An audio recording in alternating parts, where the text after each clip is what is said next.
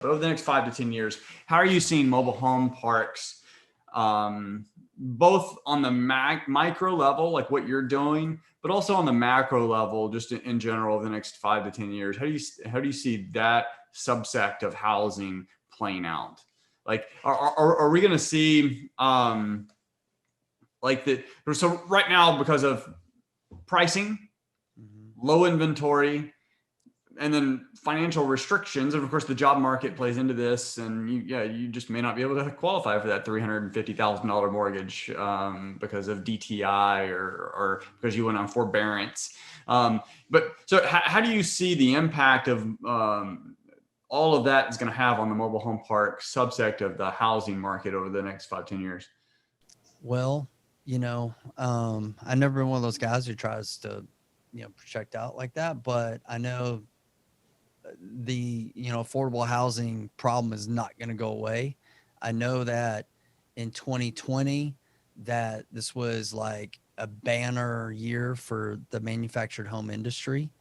Um, and they're thinking 2021 is going to be, there's even more demand.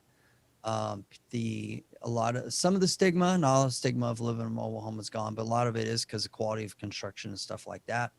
So the industry though has some challenges.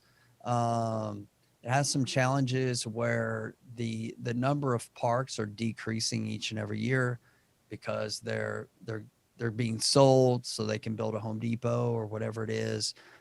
Just commercial development. Cities for the most part, are not issuing permits because partly the stigma, but that's not really the real reason. The real reason is they don't generate a lot of tax income. And if you really do the math, they're probably losing money for mobile home parks because if there's a lot of kids and cost of education, stuff like that. So the cities aren't authorizing those permits. So in terms of actual parks, they're probably going away to a certain extent. Now, what I was saying, there's a workaround. So we started looking at this a while back. And if you really do the math, it's debatable on how profitable a park development is. I won't get into all that right now, but depending on your cost of your dirt and infilling homes and stuff like that, it's very, very capital intensive. Versus when you compare that to buying a park that's there and you're just going to do road work repairs or infrastructure, whatever.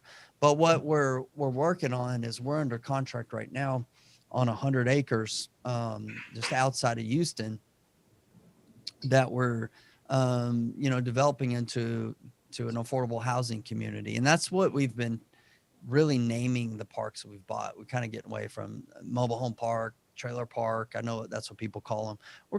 We're branding them affordable housing communities and making them feel like a community, not like a park. And so that's what we're working on is ideally, I'll be honest, Chris, like I prefer, I'll just say it like this. I prefer to work with owners rather than renters. Okay. And I got a lot of rental properties. I've had a lot over the years, but there's a different mindset tip with ownership and being a renter. And so ideally, like who I enjoy working the most with is, and who I like helping and serving our owners. So what we're working on is developing this 100-acre affordable housing community.